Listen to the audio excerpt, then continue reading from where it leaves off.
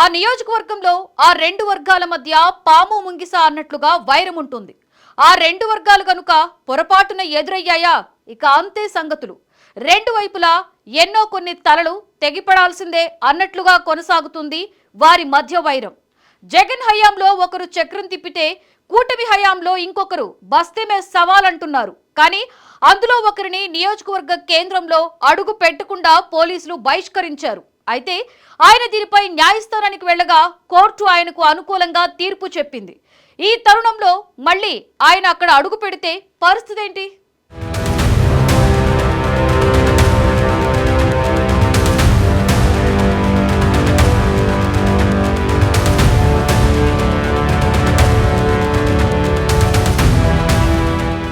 ఉమ్మడి అనంతపురం జిల్లా తాడిపత్రిలో మరోసారి హైటెన్షన్ వాతావరణం నెలకొంది. మాజీ ఎమ్మెల్యే వైసీపీ నేత కేతిరెడ్డి పెద్దారెడ్డి రాక నేపథ్యంలో అక్కడ ఉద్రిక్తత పరిస్థితులు నెలకొన్నాయి. గత 10 నెలలుగా పెద్దిరెడ్డిని తాడిపత్రిలోకి అడుగు పెట్టనివ్వలేదు. ఆయన వస్తే గొడవలు జరుగుతాయంటూ తాడిపత్రి నుంచి బహిష్కరించారు. దాంతో తాడిపత్రికి వెళ్లేందుకు అనుమతి ఇవ్వాలంటూ హైకోర్టును ఆశ్రయించారు పెద్దారెడ్డి. తాజాగా కోర్టులో ఆయనకు ఊరట లభించింది. పెద్దారెడ్డి తాడిపత్రికి వెళ్లేందుకు పోలీస్ ప్రొటెక్షన్ ఇవ్వాలని కోర్టు ఆదేశించింది. ఈ నేపథ్యంలో తాడిపత్రికి వెళ్లేందుకు పెద్దారెడ్డి సిద్ధమవుతున్నారు. దీంతో ఎప్పుడు ఏం జరుగుతుందో అన్నది ఉత్కంఠ సర్వత్రా నెలకొంది.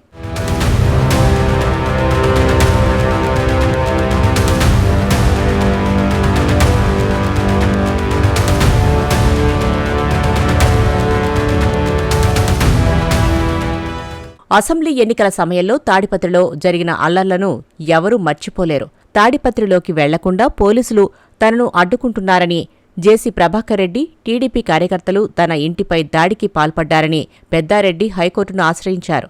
విచారణ జరిపిన న్యాయస్థానం తాడిపత్రి వెళ్లేందుకు కేతిరెడ్డికి షరతులతో కూడిన అనుమతి ఇచ్చింది. తాడిపత్రికి 10ల సంఖ్యలో వాహనాలతో ర్యాలీగా వెళ్లకూడదని కోర్టు షరతు పెట్టింది. 5 వాహనాల్లో మాత్రమే వెళ్లాలంది. తాడిపత్రికి వెళ్లేందుకు కేతిరెడ్డికి తగిన భద్రత కల్పించాలని న్యాయస్థానం ఆదేశించింది. హైకోర్టు ఆదేశాలతో కేతిరెడ్డి, పెద్దారెడ్డి తాడిపత్రి వెళ్లేందుకు సిద్ధమవుతున్నారు. తాడిపత్రికి వెళ్లేందుకు పెద్దారెడ్డి సిద్ధమవుతున్న తరుణంలో తాడిపత్రిలో మళ్లీ హైటెన్షన్ వాతావరణం నెలకొంది.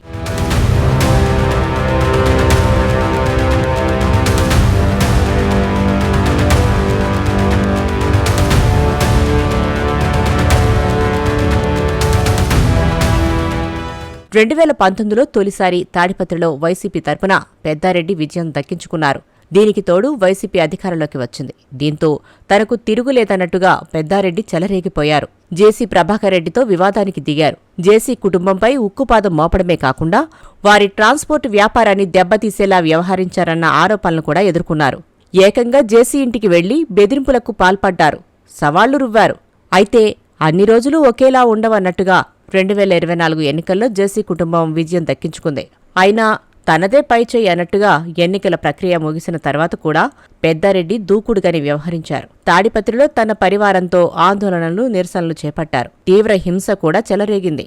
ఈ పరిణామాల నేపథ్యంలోనే పోలీసులు కేతిరెడ్డిపై బహిష్కరణ వేటు వేశారు. నియోజకవర్గంలోకి రాకుండా ఆయనపై ఆంక్షలు విధించారు.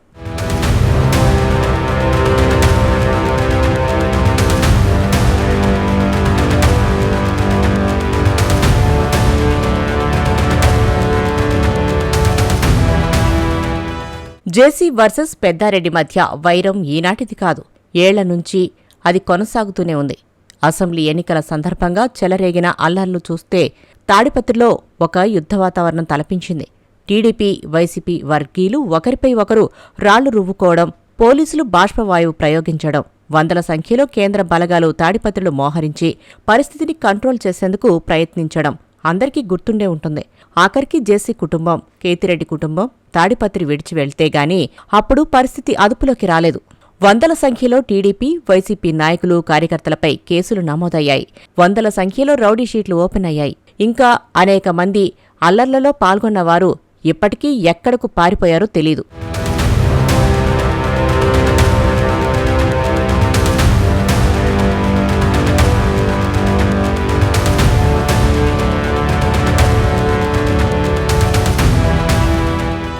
ఏపీలో ఫ్యాక్షన్ నియోజకవర్గాల్లో తాడిపత్రి ముందు వరుసలో ఉంటుంది.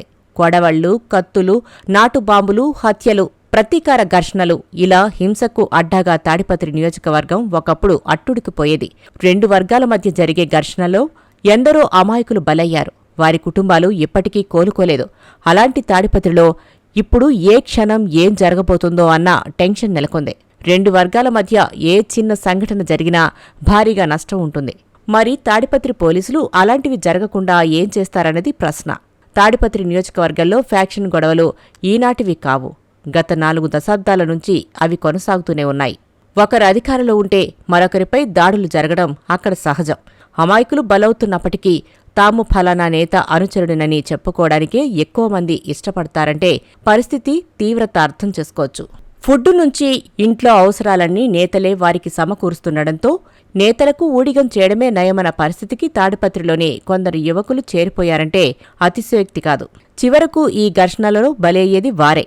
అది తెలుసుకునేలోపే వారి జీవితం జైల్లో ముగిసిపోవడమో లేక శాశ్వతంగా సమసిపోవడమో జరుగుతుంది.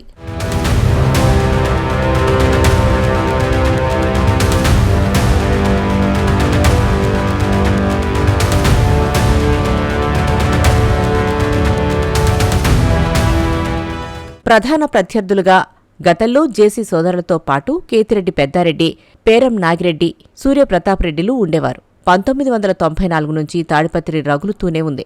నాడు పరిటాల రవి వర్గం పైచేయి సాధించి జేసీ వర్గం వెనక్కు తగ్గితే నేడు 2 వర్గాలు ఢీ అంటే ఢీ అనుకుంటున్నాయి. తాడిపత్రిలో జేసీ దివాకర్ రెడ్డి, కేతిరెడ్డి పెద్దారెడ్డి వర్గీయుల మధ్య యుద్ధంలో అమాయకులు బలవుతున్నారు. ఇద్దరూ ఇద్దరే, ఎవరూ తక్కువ కాదు. మాటలతో రెచ్చగొట్టుకుంటూ టైం రాగానే దాడులు చేసుకోవడం తాడిపత్రిలో సాధారణంగా మారిపోయింది. రాష్ట్రంలో ఏ పార్టీ అధికారంలోకి వచ్చినా 2 నెలల్లో నేనేంటో చూపిస్తానంటూ ఎన్నికలకు ముందు పెద్దారెడ్డి సవాల్ విసిరాడంటే ఎంత పగతో రగిలిపోతున్నాడో చెప్పాల్సిన పనిలేదు. అలాగే జేసీ ప్రభాకర్ రెడ్డి కూడా తన అడ్డా తాడిపత్రి అని భావిస్తూ పెద్దారెడ్డి వర్గంపై పదే పదే కామెంట్స్ చేస్తూ కాలు దువ్వుతూ రెచ్చగొట్టేలా చాలాసార్లు కామెంట్స్ చేశారు. ఎన్నికల తర్వాత ఇరు వర్గాలలో ఎవరో ఒకరిని తాడిపత్రి నుంచి బహిష్కరిస్తే గాని గొడవలు చల్లారవని అందరూ భావించారు. అయితే అధికారం కోల్పోయిన కేతిరెడ్డి పెద్దారెడ్డిని తాడిపత్రి నుంచి బహిష్కరించారు. ఇక ఇప్పుడు ఆయన ఎంట్రీకి న్యాయస్థానం పచ్చజెండా ఊపడంతో పెద్దారెడ్డి తాడిపత్రిలో అడుగుపెడితే ఏం జరుగుతుందా అని రాష్ట్రం యావత్తూ ఉత్కంఠగా ఎదురుచూసే పరిస్థితి.